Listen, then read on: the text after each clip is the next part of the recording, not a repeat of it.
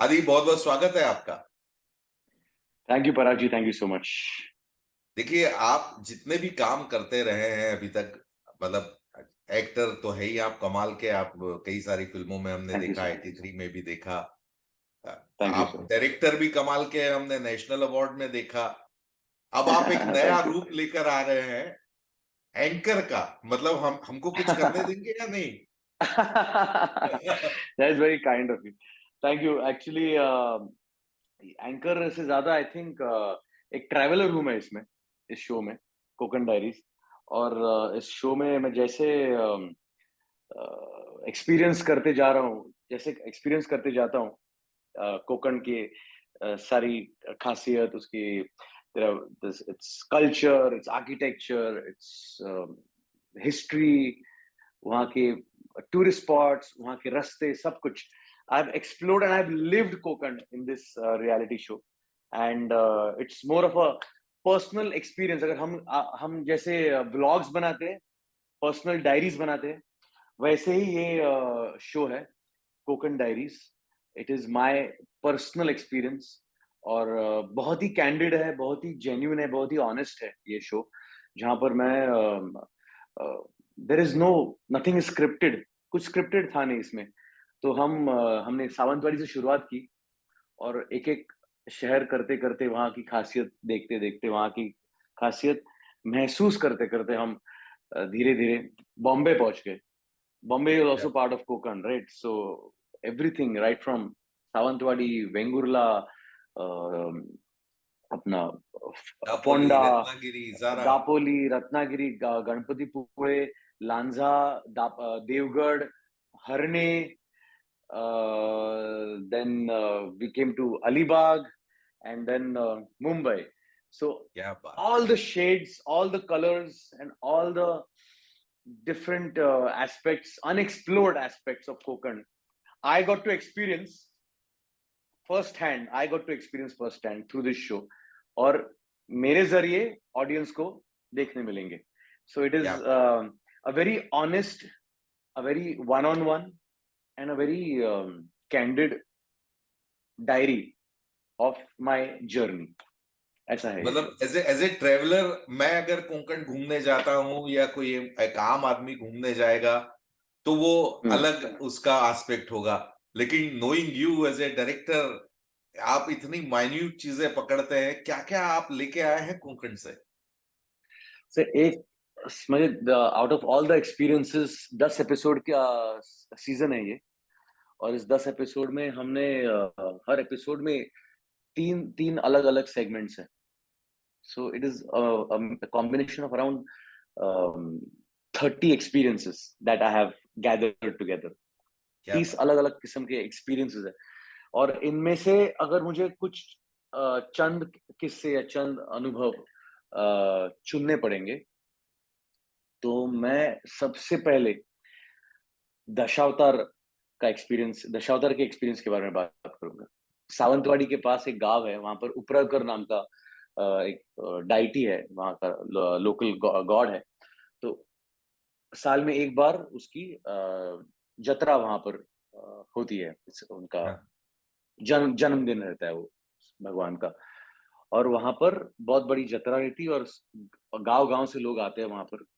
और उसी दिन हमने तय किया था वहां जाने का। और वहां पर एक दशावतार का ग्रुप परफॉर्म करने वाला था उस जतरा में, और उस दशावतार को ग्रुप को हम मिलने वाले थे। और मैं हम वो दशावतार के ग्रुप को मिले। फर्स्ट ऑफ ऑल, मेरा एक फर्स्ट हैंड एक्सपीरियंस था एक दशावतार ग्रुप के साथ। और बहुत ही बहुत ही टैलेंटेड कलाकार है ये लोग, बहुत ही टैलेंटेड। मतलब sir, Dashavatar is a 1000 year old art form, 1000 year old art form of Konkan region of India. और सर, ये इस कला में, इस नाटक में विष्णु के 10 अवतारों को लेकर कहानी सादर होती है, कहानी रची जाती है, और प्रेक्षकों के ऑडियंस के सामने वो ये परफॉर्म करते हैं। और सर, ये प्ले कभी कभी 3 घंटे का रहता है, कभी कभी 5 घंटे का होता है, कभी कभी 7 घंटे का चलता है। अरे बाप रे! और सर, और इसमें कुछ 10 से 15 लोगों की टीम रहती है। और सर, खासियत है इस दशावतार की ऐसी कि आप बताइए मुझे, अगर 6 घंटे का ये परफॉर्मेंस रहेगा, ये नाटक रहेगा 6 घंटे का अगर, तो इसकी स्क्रिप्ट कितनी बड़ी रहेगी? या 4 घंटे का पकड़ो, 4 घंटे का परफॉर्मेंस रहेगा, स्क्रिप्ट कितनी बड़ी रहेगी आप बताइए मुझे, गेस कीजिए। मतलब 4 घंटे के नाटक की स्क्रिप्ट तो कम से कम 1000 पेज की हो जाएगी, 4-5 घंटे के नाटक की। Correct sir. सर इसकी स्क्रिप्ट आधे पेज की रहती है, व्हाट? आधे पेज की। यस। तो क्या है इस दशावतार की खासियत? तो ये पूरा जो नाटक रहता है ना सर, हाँ। ये एक्सटेम्पोर है, पूरा एक्सटेम्पोर, ऑन द स्पॉट ये आर्टिस्ट परफॉर्म करते हैं। वो पहले तय कर लेते हैं कि मैं ये कैरेक्टर करूंगा, ये कैरेक्टर करेगा, और कहानी ये है, मतलब यहाँ से यहाँ तक पहुंचना है, और मोटा मोटा वो लोग डिसाइड कर लेते, तय कर लेते हैं कि ये कहानी में ऐसे ऐसे होने वाला है। और जो स्क्रिप्ट रहती है उसमें सिर्फ एंट्री और एग्जिट्स रहती है। मतलब राम और Sita enter, Ravan enter, Ravan Sita scene, Ram and Ravan scene, इतना ही रहता है। अरे बाबा रे, दिस इज अ और ब्रिलियंट सर जॉब, द इसमें एक्टर्स आर सर लाइक। और सर इसमें ड्रामा रहता है, इसमें एक्शन रहता है, इसमें गाने रहते हैं, डांस रहता है। सर ये सब on the spot extempore perform किया जाता है। मतलब ये जो गाने भी है, ये आर्टिस्ट, ये जो कलाकार इतने टैलेंटेड है सर कि ये ऑन द स्पॉट गाने बनाते हैं, वही स्टेज पर खड़े रहकर वहां पे ओह गाने माय बनाते हैं और गॉड, परफॉर्म करते हैं। सर दिस क्या बात। Talent is unbelievable. और सर आप यकीन नहीं करेंगे, तो मैं उनके साथ बैठा था, वो लोग की उनकी एक रिवाज रहता है, वो कैसे रेडी होते हैं, तो उनके कपड़ों की पेटी रहती है, वो ऐसी पतरे की, और उसके ऊपर आईना रख के वो लोग वही मेकअप करते हैं, वही कपड़े पहनते हैं वहां बैक स्टेज पे। और तो वहीं पर मैं उन्हें मिला, उनसे बातचीत कर रहा था, उनसे वो एक मेरा दोस्त बन गया था, उससे मैं बात कर रहा था। और उसने मुझे कहा कि आप क्यों नहीं परफॉर्म करते हमारे साथ, एक एंट्री लीजिए हमारे साथ। तो मैं डर गया भाई, एंट्री, 1 मिनट, आप लोग की बहुत बड़ी तालीम है, मैं ऐसे लास्ट मिनट कैसे आ सकता हूँ? नहीं नहीं, हम है ना, टेंशन में, आप तो कलाकार है, आपको पता है, आप पकड़ लेंगे। तो उसने मुझे कहा कि ब्रह्म राक्षस का कैरेक्टर आप कीजिए। और उसने मुझे वही, कुछ शो चालू होने वाला था, 10 मिनट, 10-15 मिनट में शो चालू होने वाला था उनका। तो उसने मुझे ऐसे मोटा मोटा बता दिया कि ये ऐसे ऐसे बोलना है, ऐसे ऐसे हम करेंगे, और आप मुझे अटैक करने आएंगे तो मैं तलवार का, हम लोग लड़ेंगे, और फिर मैं आपको मार दूंगा, इतना आपका ट्रैक है। और सर मैंने वो प्रिपेयर किया 10-15 मिनट में, और जब हम स्टेज पर गए, और जब सर उसके पहले एक बताता हूँ, परफॉर्मेंस के पहले। तो sir it's a, to be honest, it's a dying art form, Dashavatar. Because ये जो शोज इनको मिलते हैं, इन शोज का टोटल बजट कुछ बहुत ही कम रहता है, और प्रोड्यूसर और उन कलाकारों के हाथों में कुछ चंद ही रुपए आते हैं, मतलब इतना ज्यादा पैसा आता नहीं है, पर लेकिन हर पूरे कोकण कोस्ट में there are 150 such groups, 150 groups doing Dashavatar. तो मैंने उससे पूछा कि भाई इतना स्ट्रगल है आपकी लाइफ में, इतनी इतनी सारी दिक्कतें हैं, फिर भी आप कैसे कर लेते हो, और इतने 150 लोग क्यों कर रहे हैं ये दशावतार? अभी तक ये आर्ट फॉर्म जिंदा क्यों है, कैसे है? आप इसे जिंदा कैसे रख पा रहे हैं?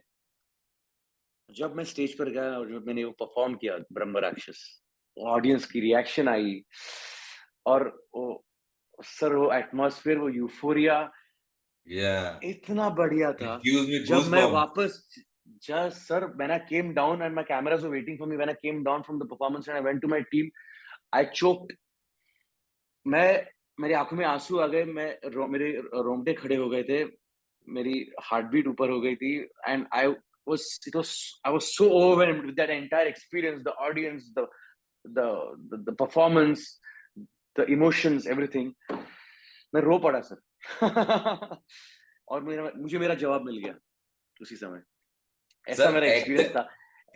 एक्टर नाम की जो चीज है ना, वो गांव की हो या हॉलीवुड की, वो अंधे कुएं में सिर्फ इसीलिए छलांग मारता है कि ये जो सामने का हाँ, रिएक्शन है ना, वो सही है, अद्भुत होता है। सही है सर। एब्सोल्युटली, एब्सोल्युटली सर, ऐसे कई एक्सपीरियंसेस मुझे मिले। फिर हम हरणे बीच पे गए थे। Harne beach is the biggest fish market अच्छा। In in the Konkan coast. वहां पे मतलब गोवा से, केरला से, मुंबई से, गुजरात से लोग आते हैं मच्छी उठाने के लिए, होलसेल मार्केट है। और सर वो मतलब दुनिया है वहाँ फिश मार्केट की, वो एक अलग ही दुनिया है। अगर आप फिल्म्स का Mecca is can film festival, या इफ्फी है गोवा का, तो फिश मार्केट का सबसे बड़ा कौन सा है माहौल, तो हरने का फिश धन्य है। मार्केट देखना आप ओहो। जाके, होलसेल दापुली के पास में। सो वो कोस्ट है, और कोस्ट पर सर बड़े बड़े जहाज आते हैं मच्छी मार के, मच्छी मच्छी उठाकर, समंदर से मच्छी उठाकर आते हैं। बड़े जहाज इसलिए वो थोड़े दूर रोकते हैं जहाज को अपने, क्योंकि बीच तक आ नहीं सकते, क्योंकि शैलो है ना, तो फंस जाएंगे, तो दूर रुकते हैं। फिर उन जहाजों से मच्छी उठाने के लिए छोटी नाव रहती है ना, वो छोटे बोट्स रहते हैं, वो जाते हैं और शिप से वो सब मच्छियों का माल उठाकर वो बीच तक आते हैं, लेकिन बीच से भी थोड़ा एक 10 मीटर दूर रुकते हैं, क्योंकि वो बोट वो भी नहीं तो आ सकते सामान हैं। लेकर हाँ आ हाँ। सकती। तो बुलक कार्ट जाते हैं, बैलगाड़ी बैलगाड़ियां वो गांव से जाती है, और उन बोट्स में से, नाव में से वो मच्छी उठाकर वो बैलगाड़ी में सब मच्छी डालते हैं, और वो बीच पर लाते हैं जहां पर पूरा मार्केट लगा रहता है। What a visual, what a visual. What a visual sir, what a yes. Visual it is. और सर वहां पे मच्छियां ऑक्शन हो जाती, और सर मैंने वहां मच्छियां ऑक्शन की मेरे दोस्त के साथ।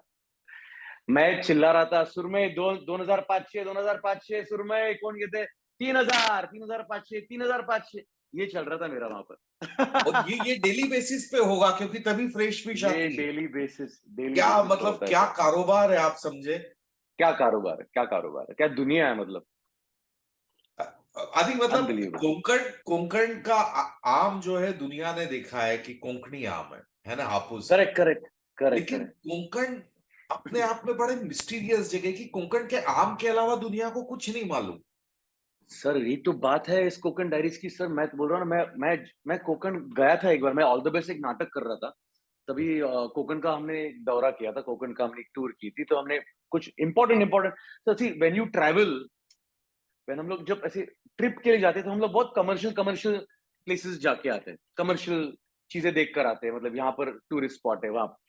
लेकिन जब आप असल में जब एक शहर को या एक गांव को देखते हो, तो आप वो छोटी छोटी गलियों में जाते हो, वहां पे घूम जाते हो, और उन गलियों में जो आपको मिलता है वो असली गांव रहता है, वो असली शहर रहता है। और ये हमने इस कोकन डायरीज में एक्सप्लोर किया। बिल्कुल सही बात है। और कोंकण का इतिहास मतलब परशुराम से पहले का इतिहास है। करेक्ट। हमारे तमाम सारे सही। पोर्तुगीज के आने का, तमाम सारे मतलब हिस्टोरिकल इवेंट्स कोंकण में इतने हुए हैं कि जो देश करेक्ट। को पता होना बहुत जरूरी है। Absolutely absolutely absolutely sir, it is got history, क्या हिस्ट्री है सर हमारी। सो कोकण की हिस्ट्री, कोकण कोस्ट की history, it is almost 3,000 years old sir. ये जो अपना नाला सुपारा का पोर्ट है, नाला सुपारा हाँ। ऑल्सो इस कोकण कोस्ट में, राइट अप टू हाँ। पालघर। पालघर से लेकर वेंगुर्ला फोंडा तक अपने कोकण किनारे, उसकी आगे भी है, लेकिन वो सब फिर गोवा कारवार सब हो जाता है। बट ये कोंकण किनारे में जो जो पोर्ट है, नाला सुपारा का पोर्ट सर, वहां पर जब एक्सकवेशन हुआ था कुछ सालों पहले, वहां पर they found Roman glasses and, Ashoka का बहुत इंपॉर्टेंट फोर्ट था ये, अशोका के यस यस। टाइम्स में। So our and entire Konkan coast, मतलब sir if you go to ये अपना कौन सा लाइट हाउस था वो, वेंगुर्ला, अगर वेंगुर्ला वेंगुर्ला आप लाइट हाउस। देखेंगे sir, what a place that is. वहां पर आर्किटेक्चर, वहां पे पोर्तुगीज थे, ब्रिटिश थे, मराठा थे, और सर तीनों का कल्चर वहां पे ऐसे ब्लेंड हो गया है उस वहां के आर्किटेक्चर में, वहां के लाइफस्टाइल में। इट इज और every part of Konkan has a different colour, different shade. और मतलब आप अगर आप मतलब हम लोग इंटरनेशनल ट्रिप्स करते हैं सर, हमारे इधर ही, अरे महाराष्ट्र के बाहर छोड़ो, इंडिया में तो और है ही देखने लायक बहुत कुछ, लेकिन अपने महाराष्ट्र में हमने इतना कुछ नहीं देखा है अभी तक। और सर मैंने ये पहली बार देखा है सब, मैंने ये पहली बार और एक्सपीरियंस किया है सब। छत्रपति की नौसेना जहां बनी थी, वो जगह देखकर तो क्या आपके गूज बम्स आ जाते हैं। क्या बात है, क्या। सर, सिंधुदुर्ग फोर्ट मैंने देखा जाकर, जो शिवाजी महाराज ने समुंदर के बीच में बनाया था। वहां पे कुछ नहीं था, पहले सिर्फ पत्थर थे, उन पत्थरों पर उन्होंने फोर्ट्रेस बनाई, वो फोर्ट्रेस के अंदर 3 लेक्स बनाए, sweet water lakes in the middle of the sea. मतलब आप सोचो क्या क्या उस समय के लोगों का ज्ञान होगा कि समुद्र के बीच में भी तालाब में पानी मिल सकता है कहीं। कमाल अद्भुत है लोग हैं। मतलब। वेल्स है एक्चुअली, तालाब नहीं, वेल है वो, 3 हाँ। Sweet water wells they are, but what amazing vision वहां के लोगों का विजन, वहां का हिस्ट्री, कल्चर, और सर जिस तरह उन्होंने उसका उसको प्रिजर्व किया है, उनकी हिस्ट्री को, वहां की कल्चर को अभी तक जिंदा रखा है उन लोगों ने वो सब। आज के इस टेक्नोलॉजी की दुनिया में भी उन्होंने बहुत प्यारी तरह से प्रिजर्व करके रखा है sir, and that is something absolutely really beautiful. Amazing. तो अभी ये सारी शानदार जानदार यादें जो है वो कहाँ और कब देखने मिलने वाली है हमको? सब 5 मार्च से जी जेस्ट पर और जी मराठी पर ये शो टेलीकास्ट होने वाला है, कोकण डायरीज। कणा कणात कोकण, मराठी में कणा कणात कोकण, हिंदी में कण कण में कोकण। चलिए, आपके इस शो का हमको बेसब्री से इंतजार रहेगा और आप थैंक यू, नोइंग यू एक बेहतरीन काम ही सामने आएगा आपका एक और। So thank you God sir, bless और जल्दी मुलाकात होती है। Thank you sir, thank you sir, looking forward, looking forward, thank you. Radio